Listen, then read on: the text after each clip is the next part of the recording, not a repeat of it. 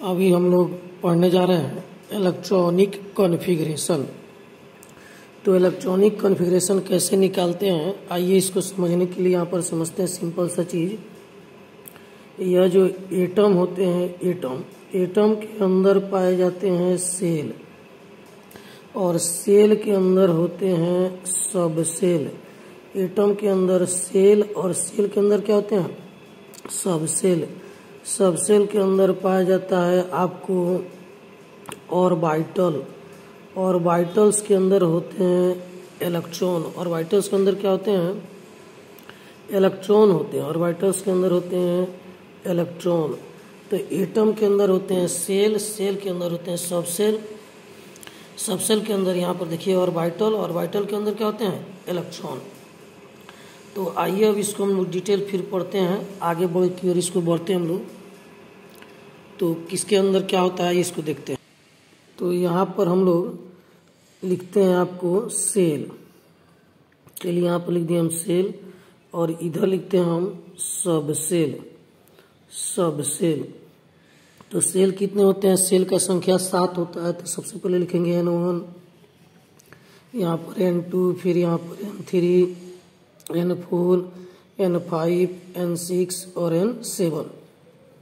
अब रहते हैं सब सेल। सबसे लिखते हैं आपको यहाँ पर पहला जो सेल उसमें एक सब सेल होता है 1s, दूसरा सेल में 2 सब सेल होते हैं 2s और 2p, फिर तीसरा सेल में 3 सब सेल होते हैं 3s, 3p और 3d, चौथा सेल में 4 सब सेल होते हैं 4s, 4p, 4d और 4f।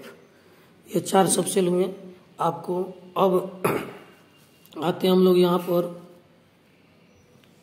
यह पांचवा जो सेल है उसमें 5 सब सेल होते हैं 5s, 5p, 5d और 5f। छठा सेल में 6 सब सेल होते हैं 6s, 6p, 6d और 6f। फिर सातवां सेल आते हैं तो 7s, 7p, 7d और 7f। तो इलेक्ट्रॉन जो भरता है सबसे पहले, आप बाउ के नियम के अनुसार वह सबसे पहले भरता है आपको 1s में। यह जब कम्प्लीटली भर जाता है तो इलेक्ट्रॉन आते हैं 2s में। यह भर जाए तो 2p और 3s, यह भी भर जाए तो 3p, तब 4s, उसके बाद 3d, 4p और 5s, उसके बाद 4d, 5p, 6s। इसके बाद आपको इलेक्ट्रॉन जो है कि इस तरीके से भरते हुए यहाँ तक आते हैं।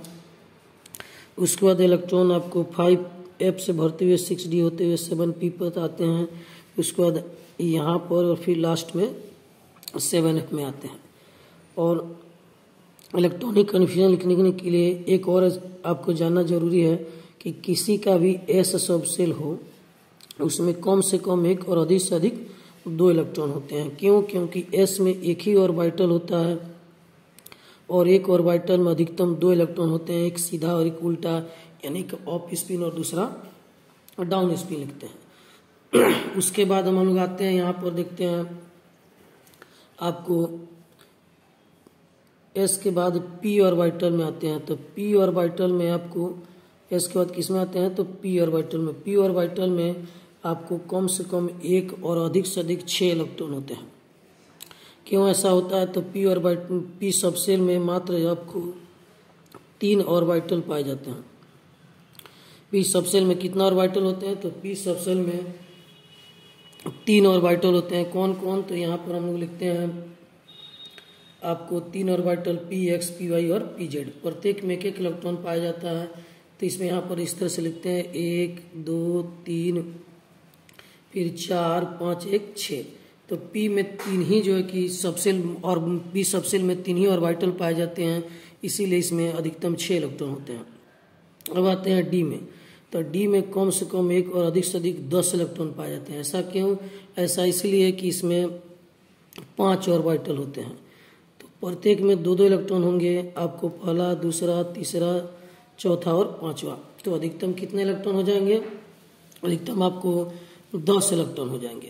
तो यहाँ पर लिखते हैं आपको 1, 2, 3, 4, फिर 5, 6, 7 8 9 1 10, अधिकतम 10 इलेक्ट्रॉन होंगे। डी के बाद आते हैं एफ सबसेल।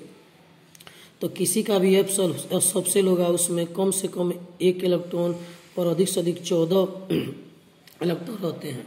क्यों? क्योंकि इसमें अधिकतम 7 ऑर्बिटल पाए जाते हैं। प्रत्येक में 2 2 रखते हैं तो कुल आपको हो जाएगा 14। तो यहाँ पर लिखते हैं 1 2 3 4 5 6 1 7। तो प्रत्येक में 2 2 रखते हैं तो यहाँ पर 1 2 3 4 5 6 7 8 9 10 11 12 13 1 14।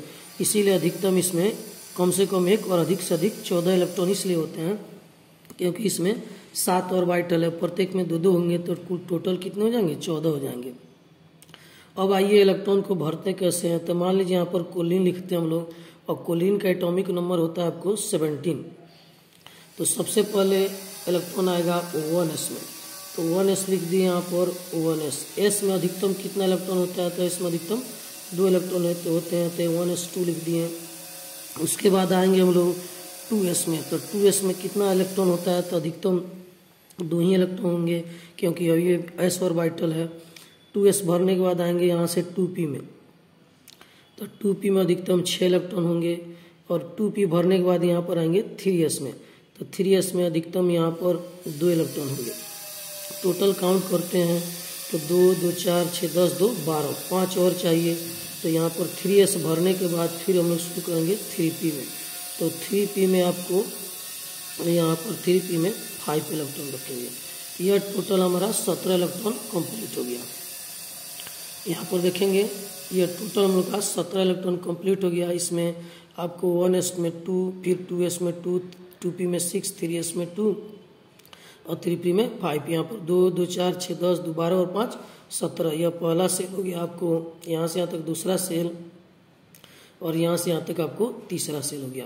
तो यह कोलिन जो है कि 3 सब सेल बना हुआ है। सब सेल का पहला में 2 इलेक्ट्रॉन, दूसरा में आपको 8 इलेक्ट्रॉन, और तीसरा में आपको यहाँ पर 7 इलेक्ट्रॉन हो गए। इस प्रकार आप देखते हैं कि 2 8 और 7 इसको लिखा जाता है। तो मैट्रिक में हम लोग पढ़ते थे 2 8 7, जिसको आगे चल के ऐसे लिखा जाता है। तो यह आपका वैलेंस इलेक्ट्रॉन हो गया आपको इसमें 7, क्योंकि बाहरी सेल में अधिकतम कितना इलेक्ट्रॉन है? 7 इलेक्ट्रॉन है। तो इस प्रकार से हम लोग किसी भी तत्व का इलेक्ट्रॉनिक कन्फर्मेशन लिख सकते हैं। अब बाउ के नियम को सबसे पहले अच्छे से समझ लेंगे। सबसे पहले इलेक्ट्रॉन 1s में आता है। 1s कंप्लीट हो जाएगा तब 2s में, फिर 2p में, फिर 3s में। यह भर जाएगा तो फिर 3p, तब 4s। यह भी भर जाएगा तो 3d, तब 4p, तब फिर 5s। यह भी भर जाए तो 4d, फिर 5p और फिर 6s। तो हमेशा इलेक्ट्रॉन यहाँ से भरना शुरू करते हैं और ऐसे होते हुए यहाँ तक आते हैं।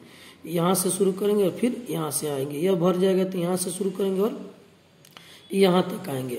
तो इस प्रकार से इलेक्ट्रॉनिक कन्फिगरेशन को लिखा जाता है।